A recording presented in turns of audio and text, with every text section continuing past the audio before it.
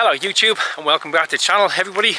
Very welcome to all the new subscribers. Since I did the last video, I'll try and stick the card up here if I can. I talked about how I went from running 5:40 down to 4:30 comfortably over the space of a year with my running. And today's video then was, I said this is kind of the second one, so it would be interesting to watch that one first because this is like a follow-up video.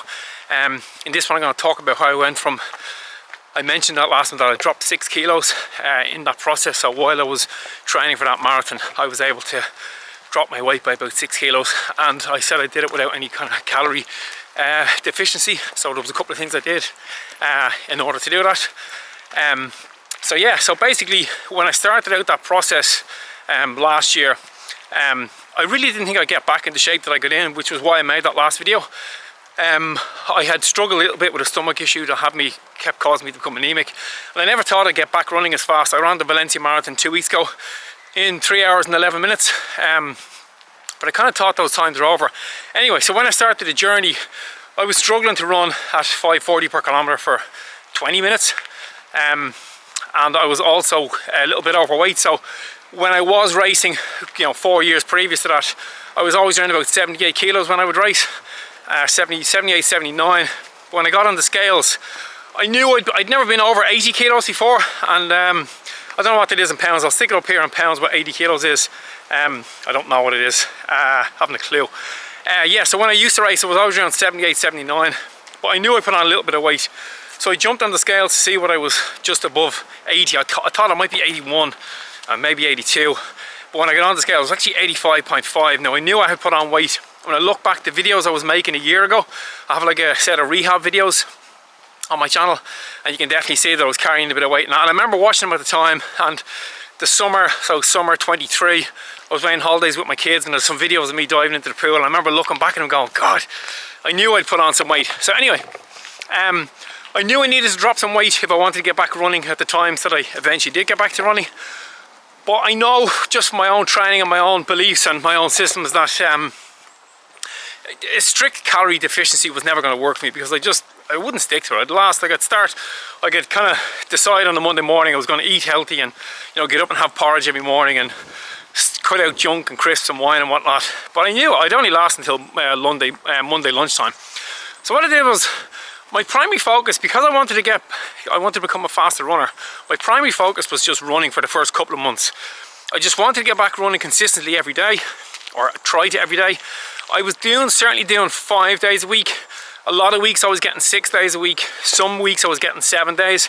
But like I mentioned in that previous video, because it was all easy running, it was fine. I didn't really need a rest day. I just might as well add in here, I had done 22 marathons before, so I don't want people to get confused and think that it's important to know that from my background. I had ran a lot previous to this. So yeah, where was I going with that? Yeah. So I was running 5, 6, 7 times a week if I could.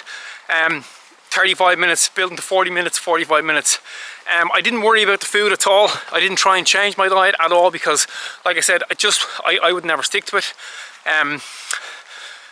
What I started doing was I started to just try and add in more protein as I was going along. Like, this is just gradually over a couple of weeks. I was trying to have a little bit more eggs. I was trying to eat a little bit more meat, because I would tend to eat some vegetarian meals. I had been plant-based years back for like 2 years.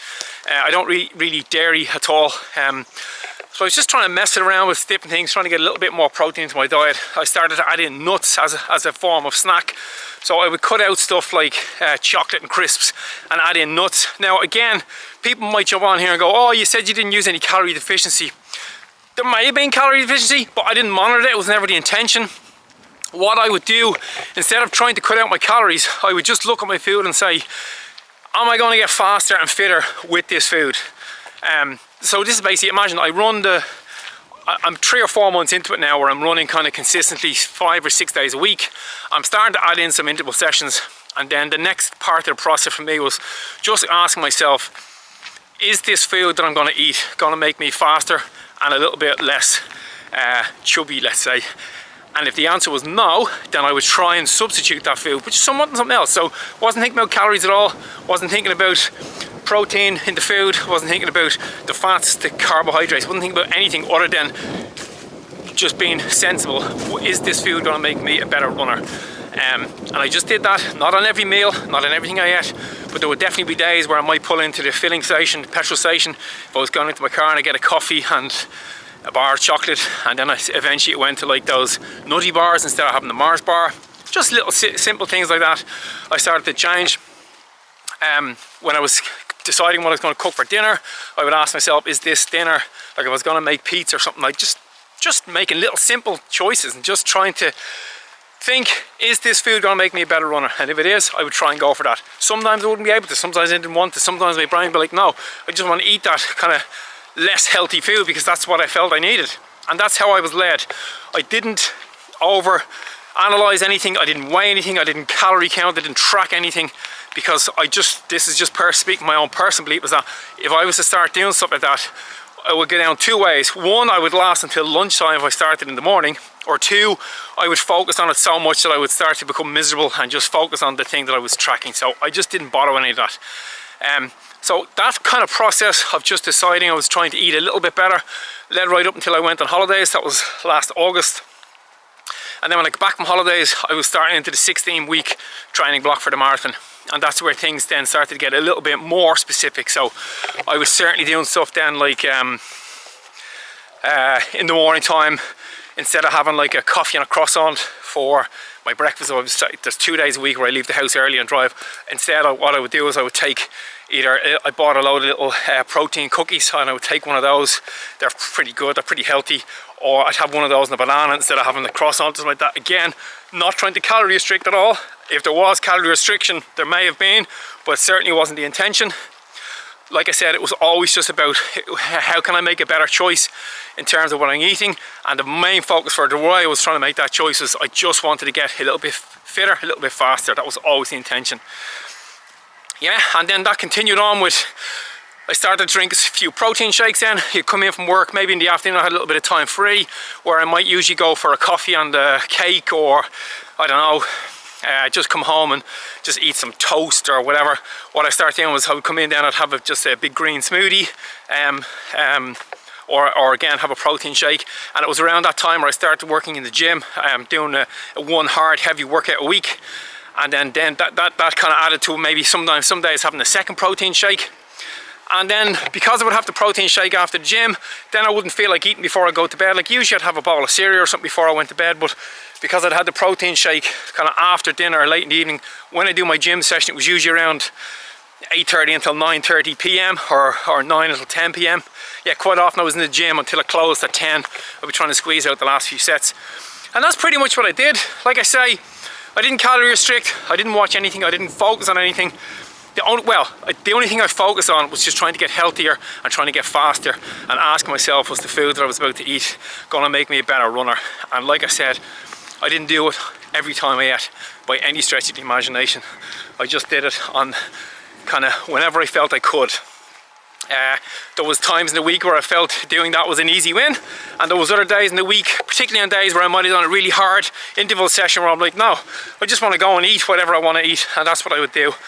And doing that over the whole course of the year, just keeping that little thing in your mind that, is this food going to make me a better runner? Just making a few better choices. I managed to lose 6 kilos over the year. It's probably interesting to add as well that I started off at the beginning of the year, I was trying to do about 40 kilometers a week, 25 miles, and then that built up slowly until about 50 kilometers a week, or yeah, almost 30 miles, or just under 30 miles. And then I had that for a couple of weeks, and then it went up to about 60k a week, right up until I went on holidays in August. And then once I came back from holidays, quite quickly it went up to 65, 70k a week. And then for the last probably 4 weeks of training before the marathon, it was up to 80k. I think I only did 3 or 4 80 kilometer, 50 mile weeks leading into that marathon. And that's pretty much it. I didn't overcomplicate it, I never do. I tried to keep it sensible, why this channel is called Run Sensible.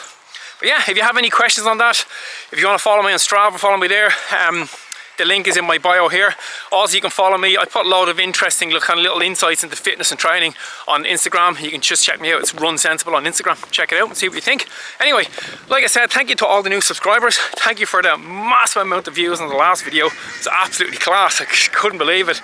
My videos usually get about 150, 200 views. A good video will get about 400 to 500.